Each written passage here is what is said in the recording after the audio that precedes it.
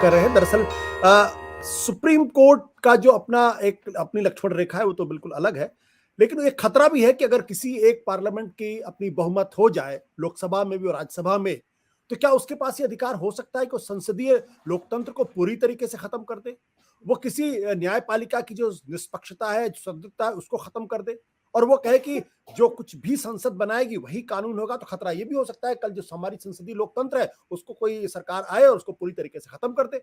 वो ये भी कह सकती है कि हम इस संविधान को नहीं मानते, हम दूसरा संविधान लेकर आएंगे। तो इसलिए जो हमारे जो संविधान निर्माता थे उन्होंने एक तरीके से इस ओर इशारा किया कि हिंदुस्तान के अंदर जो संविधान होगा उसमें न सरकार, ना ही विधायिका और ना ही न्यायपालिका, ये तीनों अपने आप में सुप्रीम हो गए। कहीं ना कहीं जो सत्ता का एक तरीके से जिसे कहते हैं विकेंद्रीकरण होगा कि अगर न्यायपालिका कुछ बात कहती है तो उस पर संसद भी अंकुश लगा सकती है, अगर संसद कोई बात कहती है न्यायपालिका भी उस पर अंकुश लगा सकती है। बट प्रोफेसर फैजान साहब, जो आपने एक बात कही है कि मेजॉरिटेरियन ना हो, जब संसद में जब एक मेजॉरिटी हो जाती है, बहुत पावरफुल प्राइम मिनिस्टर हो जाता है, तो दरअसल संसद भी अपने आप में रिडंडेंट हो जाती है। उस एक व्यक्ति की बात ही दरअसल संसद संसद की बात हो जाती है।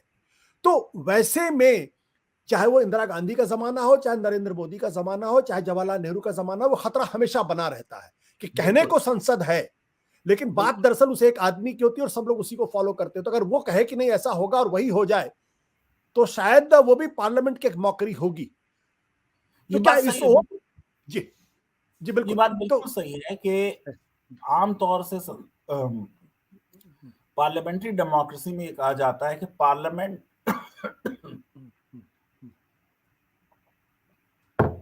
कि, कि पार्लियामेंट कार्यपालिका को कंट्रोल करेगी, उनसे प्रश्न पूछेगी, काम रोको प्रस्ताव लाएगी, उनके विरुद्ध अविश्वास का प्रस्ताव लाएगी। लेकिन पार्लियामेंट्री डेमोक्रेसी में जहां सरकार उसकी ही बनती है जिसका बहुमत है, संसद को सरकार कंट्रोल करती है, कोई भी प्राइवेट मेंबर बिल पास नहीं हो सकता। इसलिए अच्छी डेमोक्रेसी लानी है, उसके लिए एक स्ट्रॉन्ग अपोजिशन इसलिए होनी जरूरी है कि हाउस के अंदर उनको अपनी सीमाओं में रखे। हाउस में सरकार अगर कोई संविधान के विरुद्ध कार्य कर रही है तो वो उस पर बहस हो, जनता को पता चले कि साहब इस पे एक व्यू ये भी है। तो ये बिल्कुल आप सही कह रहे हैं कि अक्सर हमारी जो पार्लियामेंट्री डेमोक्रेसीज हैं, फॉरगेट अबाउट प्रेसिडेंशियल मॉडल, उसमें भी इलेक्टिव डिक्टेटरशिप हो जाती है। ये कई कई देशों में हो चुका है। और ये इलेक्टिव जो डिक्टेटरशिप है, इस पर अगर कोई रोक लगा सकता है तो जुडिशरी इस पे कहीं ना कहीं अंकुश लगा सकती है कि संसद और सरकार मनमाने काम ना करें। और एक चीज और मेरा आपसे प्रश्न ये है कि ये इस वक्त जो ये डिबेट शुरू हुई है, इस डिबेट को आप किस नजरिए से देखते हैं? क्योंकि सुप्रीम कोर्ट ने बहुत स्पष्ट तौर पे कहा, जब पिछले दिनों जब ये बात हुई कि एनजेसी का कानून बनाया और ये तो पार्लियामेंट की सॉवरेनिटी और पीपल मैंडेट के खिलाफ है और ये काम जुडिशरी को नहीं करना चाहिए, तो सुप्रीम कोर्ट ने फिर उस पर टिप्पणी की कि हम अटॉर्नी जनरल साहब, आप सरकार को ये बताएं कि दरअसल जब हमारे संविधान के मुताबिक जब कोई जुडिशरी कोई फैसला करती है, सुप्रीम कोर्ट कोई फैसला करती है, तो वो लैंड ऑफ द लॉ होता है। जब तक कि पार्लियामेंट उसमें कोई बदलाव नहीं करती तब तक वो कानून होता है और वो कानून को मानना संसद की भी मजबूरी होगी, सरकार की भी मजबूरी होगी। तो सुप्रीम कोर्ट की इतनी तीखी टिप्पणी के बाद भी ये जो टिप्पणी हो रही है, इसको आप किस नजर से देखते हैं? क्या जुडिशरी को अंडरमाइन करने की कोशिश की जा रही है? जुडिशरी को मैसेज देने की कोशिश की जा रही है? ऐसा लग रहा है कि जब से नए मुख्य न्यायाधीश बने हैं doctor justice D Y Chandrachud, NJC के ऊपर सरकार या तो कुछ सोच रही है या कोलिजियम को प्रेशराइज करने की कोशिश है सिर्फ, और कुछ नहीं है, नूरा कुश्ती टाइप कोई चीज है। लेकिन ये कि पहली ही स्पीच जो दी वाइस प्रेसिडेंट ने, उसमें कोलिजियम का जिक्र किया। दरअसल देखिए, ये भी बात कही जा चुकी है, राम जवाया कपूर का केस है बहुत मशहूर, सेपरेशन ऑफ पावर्स पे, जस्टिस पीबी मुखर्जी का जजमेंट, जिसमें उन्होंने कहा कि हमारे यहाँ जो सेपरेशन ऑफ पावर्स है वो नहीं है, बल्कि सेपरेशन ऑफ फंक्शंस है। तो ये बात भी सही है कि जो कानून संसद बनाती है वो कानून होता है, और उस कानून को जब न्यायपालिका निरस्त कर देती है तो संसद को अधिकार होता है कि फिर से वो उस कानून को बना दे और उसमें कोई चेंज कर दे, और फिर वो बात जाएगी कोर्ट में। तो ये लगातार चलता रह सकता है, और सैकड़ों ऐसे फैसले हुए हैं। हमने ज्यादा जिक्र सिर्फ शाहबानों का किया है, लेकिन मैंने एक बार जोड़ा था कि कोई 125 150 ऐसे मामलात हैं जहां संसद ने कानून बनाया सुप्रीम कोर्ट के फैसले को रद्द करने के लिए। वोडाफोन का केस आप याद कर लीजिए, SC/ST पर सुप्रीम कोर्ट ने एक फैसला दे दिया था कि FIR ना हो और अरेस्ट ना हो, और हंगामा हुआ था, और उसके बाद संसद ने SC/ST एट्रोसिटीज एक्ट में फौरन ही 2-3 महीने के अंदर अंदर अमेंडमेंट किया। तो ये एक ऑनगोइंग प्रोसेस है।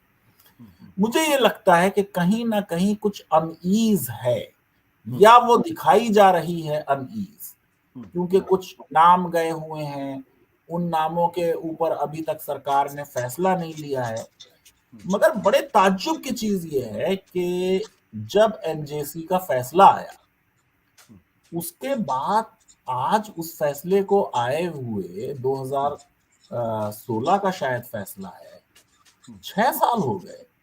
6 साल में सरकार की तरफ से किसी ने बहुत स्ट्रांगली उसको क्रिटिसाइज नहीं किया।